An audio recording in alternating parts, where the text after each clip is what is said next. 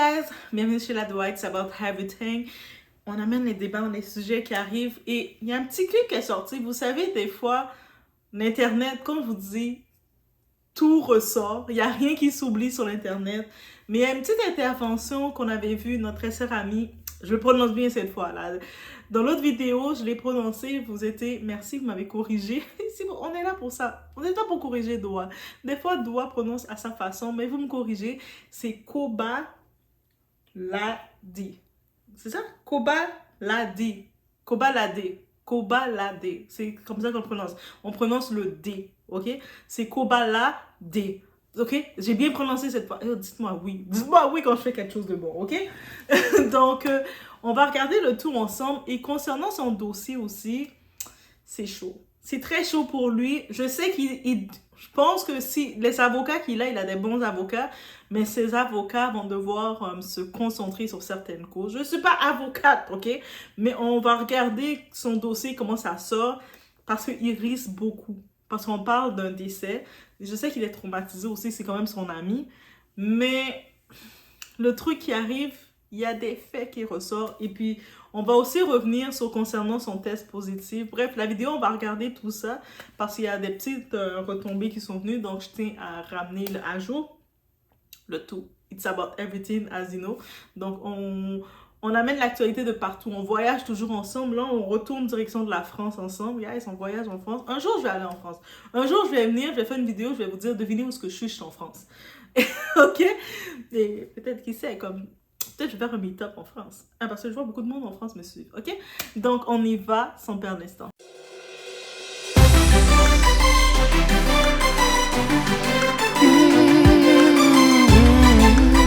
Ça t'a évoqué? C'est la France, gros. Qu'est-ce que tu veux que je te dise? Quand t'as la peau un peu plus foncée, c'est un peu plus dur. Moi, je sors d'une bagarre, d'une boîte de nuit, j'ai pris 4 mois. Il a tué un enfant, il était sous je sais pas quoi, il est dehors, t'as vu? C'est la France. J'ai pas pleuré sur mon sort. Je me suis dit, j'essaie pas de me comparer à lui, et ça va comme monter les nerfs, tu vois. Mais si lui, il est pas en prison, bah, tant mieux pour lui, qu'est-ce que je te dise? Si Dieu veut, la justice fera son travail correctement. Si les gens, maintenant, ils peuvent être sous coke, sous alcool, et tuer des bébés et ne pas aller en prison, bah, tant mieux pour eux, gros. Donc toi, le message que t'as perçu, c'est star ou pas star, tu restes un noir. C'est réel, en tout cas. Je ne dis pas, hein, c'est lui. Donc voici la petite vidéo d'intro que j'ai vue, qui passe sur les réseaux, qui retourne sur les réseaux, qui a fait surface. On se rappelle de l'histoire de Paul Palmade. Paul Palmade, c'est une personnalité française et puis qui était arrêté, il avait causé un accident sur la route dont une femme qui était enceinte, qui avait perdu son fœtus, son bébé dans l'intérieur de son ventre. Ça avait créé beaucoup d'émoi et puis il avait eu sa liberté. Lui, justement, notre très cher Koba Lade avait fait... avait donné, donc il faisait une entrevue, on avait posé la question et puis il avait quand même laissé son ressenti dire ah c'est comme ça la France, mais tu sais il est coupable, comment il osait conduire en état, il avait en faculté affaiblie, il a causé un accident comme ça et puis on le laisse en liberté. Tu sais, c'est sûr que oui, je comprends le tout, son intervention, et c'est tout à fait normal qu'il a eu cette intervention-là. Malheureusement, la vie a une façon de retourner derrière les choses. Et puis oui, et ça revient en surface sur comment il avait jugé Palmade. Et maintenant, ça lui retombe dessus, Je pense que c'est arrivé en 2022, 2021. L'histoire de Palmade, c'est en 2022, je pense. Donc là, ça lui revient dessus. Donc, tout sort. Donc, toutes les déclarations, des fois, qu'on pense qu'on a oubliées, mais en vrai, on les a pas, ils n'étaient pas oubliés. L'Internet n'oublie pas, guys. Vous pensez que l'Internet oublie? L'Internet n'oublie pas. Donc, c'était un petit tour. Là, on va regarder ensemble. On retourne à son dossier ensemble. Guys, on y va déjà parce que dans les tests qui sont sortis, il y a son avocat, son maître, l'avocat de Koba, qui est maître Stéphane Cherki. Pour commencer, on tient à amener des rectifications. Vous savez qu'on a testé positif à des stupéfiants dans son système. Il faut savoir, les amis, mes très chers qui me suivent, que vous consommez quoi que ce soit, même si ça fait plusieurs semaines, certains stupéfiants prennent un certain temps pour partir de votre métabolisme. C'est-à-dire, c'est possible que vous avez consommé il y a 7 jours ou même il y a plusieurs semaines de ça, mais certains stupéfiants, certains produits que vous avez dans votre métabolisme, dans votre corps, ils prennent plus de temps à se dissiper et dépendant de la fréquence que vous avez pris. Donc, son avocat, justement, sur cette cause, dans sa défense, concernant son test positif, ça va pouvoir être en sa faveur. parce qu'il a confirmé que c'est 1,3 ng/ml millilitres qui avait été retrouvé de THC. THC, on sait c'est quoi. Au Canada, c'est légal, ces produits-là. Donc, c'est sûr, il faut avoir une certaine dose. Et puis aussi, son avocat va pouvoir aller sur le tout parce que la consommation qui est retrouvée dans son système, parce que c'est des tests de sang qu'ils ont fait aussi, c'est consommation de plusieurs jours. Donc, ça peut remonter avant la fin août. On est quand même rendu en septembre et quelques. Donc, on peut le voir, ça dure longtemps. Quand vous consommez, vous avez consommé au moment où vous avez eu l'effet, mais l'effet n'est pas assez pour altérer sa conduite. Donc, qu'est-ce qu'il a consommé? Donc, c'est sûr que je sais qu'il a eu beaucoup de critiques concernant le test positif, mais juste, je tenais à revenir sur ce point-là parce que oui, c'est important de revenir dessus. Par contre, maintenant, l'autre côté que l'avocat va devoir le défendre parce qu'il peut risquer jusqu'à 20 ans en prison parce qu'on parle d'un décès à cause de ça. C'est sûr, c'est involontaire, mais le truc qui arrive, c'est concernant la conduite, justement. Donc, ici, il y avait une thèse de pneus crevés qui a été appliquée dans sa défense. Et par contre, les images des vidéosurveillance, parce que où est-ce que l'accident a eu lieu, il y avait une station-service. Dans les images de surveillance, on voit le rappeur, c'est lui qui conduisait, a tenté d'éviter un véhicule devant lui. Donc là maintenant, il faudrait prouver que le véhicule qu'il a voulu éviter était en tort. En tant que tel, c'est ça que l'avocat... Je ne suis pas avocate, mais d'après moi, pour le sauver, le disculper, lui retirer des charges, ils vont devoir, dans sa défense, prouver que si les caméras ont vu qu'il essaie de se tasser d'un véhicule, prouver donc que le véhicule était en tort, n'était pas bien positionné. C'est ça où ce qu'il va devoir aller. En tant que tel, quand il a fait les virages, il a emprunté la bretelle, tu sais, les endroits d'accès pour la station-service. Et où est-ce que ça peut causer préjudice? Parce qu'il y a une limite de 40 km/h. Et lui, actuellement, selon des témoins qu'on dit, des gens autour, ils ont dit qu'il allait très fort. Donc, il avait dépassé la limite qui était de 40 km/h. Et puis, on estime que sa vitesse était estimée à 130 km/h. Ça, c'est une source qui a estimé ça. Est-ce que c'était réellement 130? C'était proche du 100, mais ça fait quand même c'est là que c'est problématique pour lui, c'est un gros décalage. Donc, c'est un problème de vitesse peut-être qu'il a. On sait, en 2020, il avait aussi un problème de vitesse et puis je pense qu'il avait eu des problèmes dans une soirée. Suite au problème dans la soirée, il a pris son volant et puis il est allé très vite. Donc, il aime rouler vite, il aime la vitesse. Et je pense que c'est la vitesse son point faible. Il est toujours pas en préventif, donc ses avocats travaillent fort sur le dossier.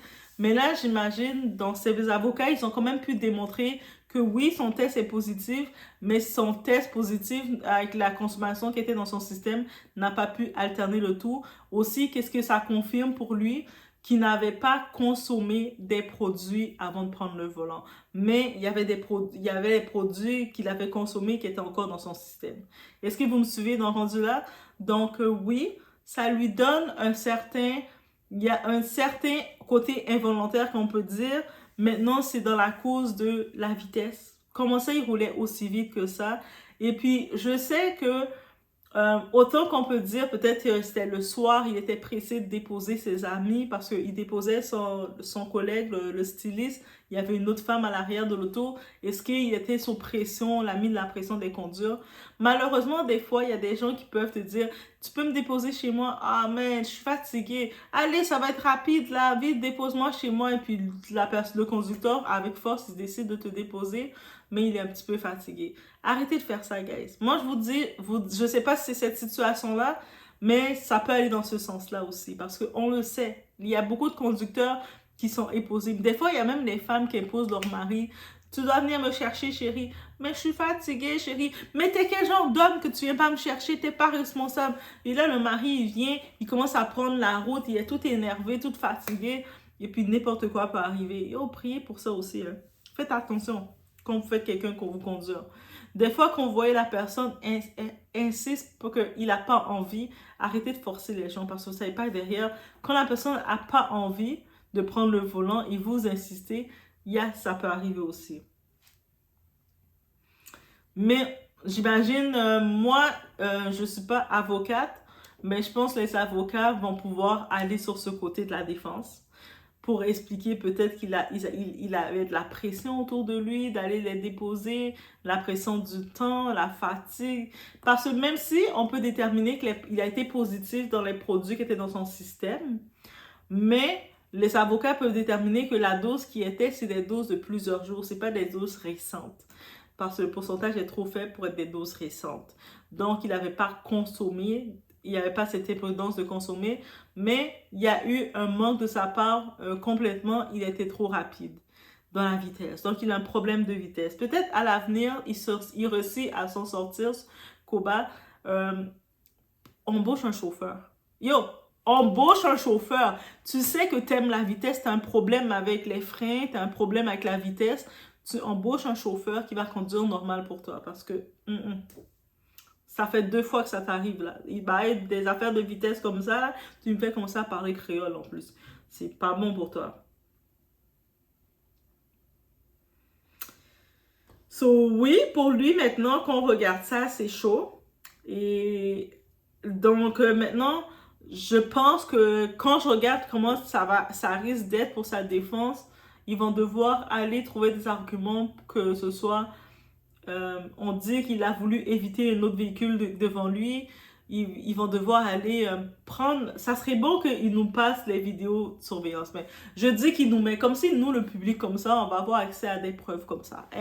Dommage, je me prends pour qui, hein? Je me pose pour une enquêtrice. Moi, on dirait, je pensais que je suis enquêtrice, qu'on allait me donner les accès aux preuves. Non, je pense pas qu'on va me donner les accès aux preuves, mais s'ils veulent, on sait jamais, je peux l'avoir. Mais on va pas me le donner. Mais je pense que ses avocats, ou son avocat, il a l'air d'être un avocat très sérieux, très fort, mais tu sais, avocat là, eux autres, ils sont prêts pour ça là. Eux autres, c'est pas droit, eux autres, c'est des avocats, le maître. Donc, il va probablement devoir, concernant cette vidéosurveillance, il va devoir expliquer qu'est-ce qui a fait que son client a été dans une vitesse. Est-ce qu'il était sous pression? Est-ce que les passagers l'ont mis de la pression? Peut-être que oui, je sais qu'on parle de son ami qui est décédé, c'est son styliste aussi. Donc, c'est involontaire. Je sais que beaucoup de personnes le critiquent, disent qu'il mérite la prison directement. Malheureusement, il va déjà être dans le traumatisme de savoir qu'il a causé la mort de quelqu'un, ok, qui était proche de lui. Il est déjà responsable de ça. Maintenant, c'est de savoir est-ce qu'il mérite la prison. De la même façon que Palmade n'a pas eu de prison, il ne mérite pas de prison non plus.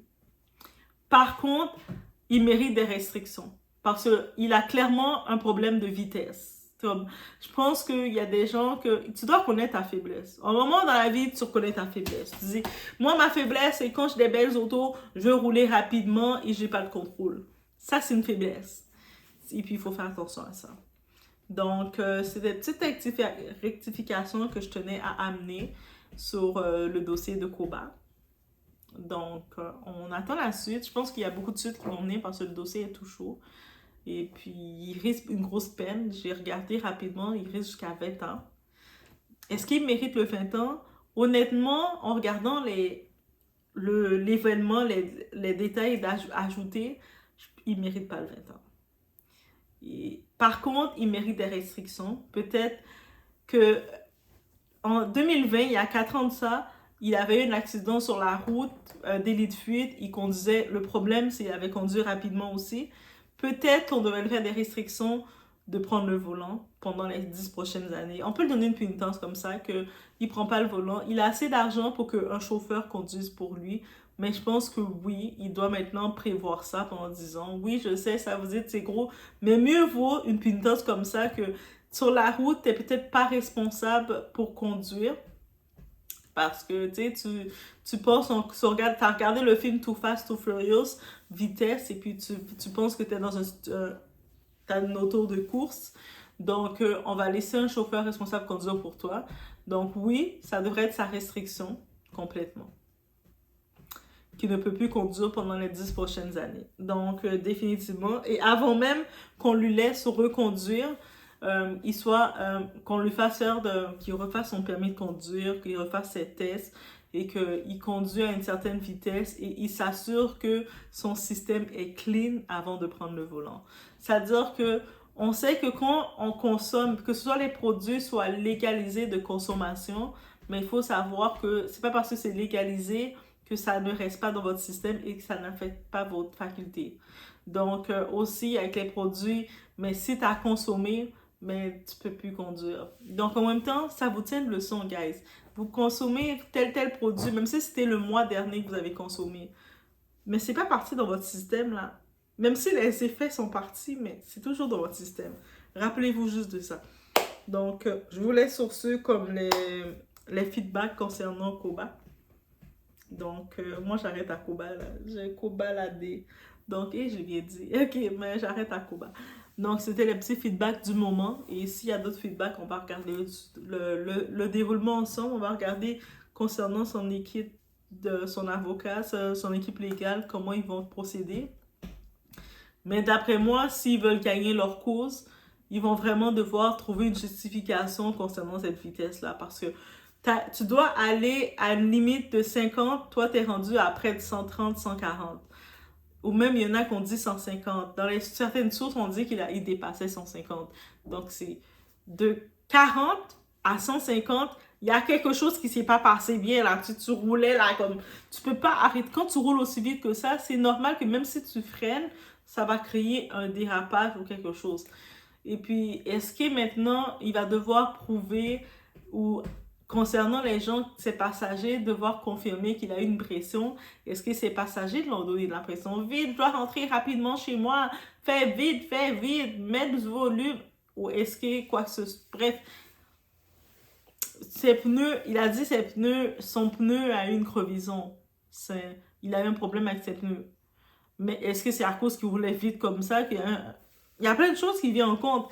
Donc, ça veut dire que oui, dans sa défense, s'il veut sauver la tête, c'est vraiment sur ça. Parce que ses avocats, concernant la consommation des produits dans son test positif, ils vont pouvoir le trouver un échappatoire. Mais pour la vitesse, ça va être compliqué. Il va quand même devoir avoir une petite tape. Là. Il va quand même devoir, malheureusement, recevoir une tape sur ça. Parce que là, il ne faut pas oublier que il y a quelqu'un qui n'est plus en vie. C'est son styliste, il avait 2 enfants. Un enfant de 6 ans et un enfant de 11 mois qui n'ont plus leur papa actuellement, la famille de cette personne-là sont en train de préparer les obstacles et puis sont en train d'essayer d'expliquer à ces enfants-là qu'ils ne vont plus jamais voir papa. Donc, ça, c'est une autre chose. Oui, j'imagine, je suis certaine que c'est son ami aussi. Il va probablement payer les frais de tout ça. Mais à quel point que ça paye les frais? C'est sûr que ça va rester un traumatisme pour lui. Juste de savoir que il conduisait, il est responsable de la mort de quelqu'un que tu connais. Même la mort de quelqu'un que tu connais pas, c'est un traumatisme. Mais là, c'est la mort de quelqu'un que tu connais. Je pense que ça va le traumatiser complètement. Mais au-delà de ça, mais il y a des conséquences légalement parce que c'est la vie de quelqu'un qui est parti. C'est pas n'importe quoi, guys. Donc, je vous laisse sur ce. On se voit aux prochaines vidéos. On se suit sur tout ça.